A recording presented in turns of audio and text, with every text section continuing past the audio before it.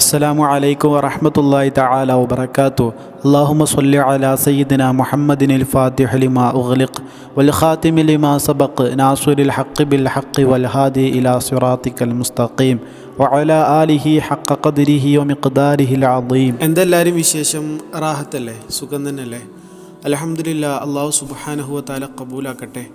ഓൻ്റെ ഇഷ്ടദാസന്മാരിൽ ഓൻ്റെ ഹബീബായ റസൂലുള്ളാഹി സ്വല്ലല്ലാഹി അലൈഹി വസല്ലമ തങ്ങളെ സ്നേഹിക്കുന്നവരിൽ, അവിടുത്തെ ആശിക്യങ്ങളിൽ നമ്മളെ എല്ലാവരെയും ഉൾപ്പെടുത്തി അനുഗ്രഹിക്കട്ടെ.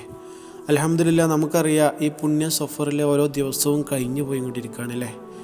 ഇതിലെ ഓരോ ദിവസവും കഴിഞ്ഞു നീങ്ങുന്നത് മറ്റൊരു വസന്തത്തിലേക്കാണ്. നമ്മുടെ ഹബീബ് റസൂലുള്ളാഹി സ്വല്ലല്ലാഹി അലൈഹി വസല്ലമ തങ്ങൾ ജന്മം കൊണ്ട ആ ജന്മത്തിന് സാക്ഷ്യം വഹിച്ച പുണ്യ റബീഉൽ അവ്വലിലേക്കാണല്ലേ. പുതിയ സ്വലാത്തുകൾ പുതിയ രീതിയിൽ നമ്മൾ പതിവാക്കാൻ ശ്രമിക്കുക എന്നുള്ളത് ഏതൊരു ആഷിക്കിൻ്റെയും ഏതൊരു അവിടുത്തെ പ്രേമഭാജനത്തിൻ്റെയും ഒരു പതിവാണല്ലേ. അള്ളാഹു കബൂലാക്കട്ടെ. ഈ വീഡിയോയിലൂടെ നിങ്ങളുമായിട്ട് ഷെയർ ചെയ്യുന്ന 2 സ്വലാത്തുകൾ നമ്മുടെ ലൈഫിൽ കഴിയുന്നത്ര നമ്മൾ പതിവാക്കേണ്ട സ്വലാത്തുകൾ, വളരെ ശ്രേഷ്ഠതയുള്ള ഫലങ്ങളുള്ള മഹത്വങ്ങളുള്ള 2 സ്വലാത്തുകൾ. ഒന്നാമത്തെ സ്വലാത്ത് അതറിയോ? അല്ലാഹുമ്മ സ്വല്ലി അലാ സയ്യിദിനാ മുഹമ്മദിൻ വഅലാ ആലി സയ്യിദിനാ മുഹമ്മദിൻ വഅലാ അഹ്ലി ബൈത്തി. ഇതാണ് സ്വലാത്ത്. അല്ലാഹുമ്മ സ്വല്ലി അലാ സയ്യിദിനാ മുഹമ്മദിൻ വഅലാ ആലി സയ്യിദിനാ മുഹമ്മദിൻ വഅലാ അഹ്ലി ബൈത്തി. അല്ലാഹുമ്മ സ്വല്ലി അലാ സയ്യിദിനാ മുഹമ്മദിൻ വഅലാ ആലി സയ്യിദിനാ മുഹമ്മദിൻ വഅലാ അഹ്ലി ബൈത്തി. വളരെയേറെ ശ്രേഷ്ഠതകളുള്ള സ്വലാത്ത്. അള്ളാഹുവിൻ്റെ ഹബീബ് സ്വല്ലല്ലാഹി അലൈഹി വസല്ലമ തങ്ങൾ പോലും ഈ സ്വലാത്തിനെ കുറിച്ച് പറഞ്ഞത്, ഈ സ്വലാത്ത് ആരെങ്കിലും 100 പ്രാവശ്യം ചൊല്ലിയാൽ അള്ളാഹു തആല അവന് 100 ആവശ്യങ്ങൾ പൂർത്തീകരിച്ചു കൊടുക്കും. അതിൽ 70 ആവശ്യങ്ങൾ പരലോകത്ത് വെച്ചായിരിക്കും. മറ്റൊരു റിപ്പോർട്ടിലുണ്ട്, ബാക്കിയുള്ള 30 ആവശ്യങ്ങൾ ഇഹലോകത്ത് വെച്ച് ദുനിയാവിൽ വെച്ചും പടച്ചോൻ പൂർത്തീകരിച്ചു കൊടുക്കുന്നതാണെന്ന്. സുബ്ഹാനല്ലാഹ്. 100 ആവശ്യങ്ങളെന്നേ പറഞ്ഞിട്ടുള്ളൂ.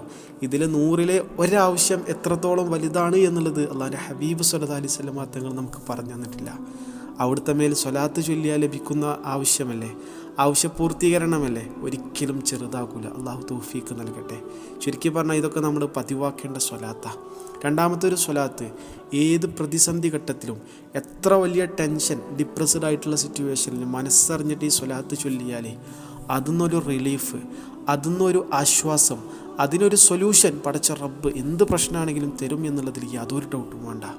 ഏതാ സ്വലാത്ത് അറിയോ?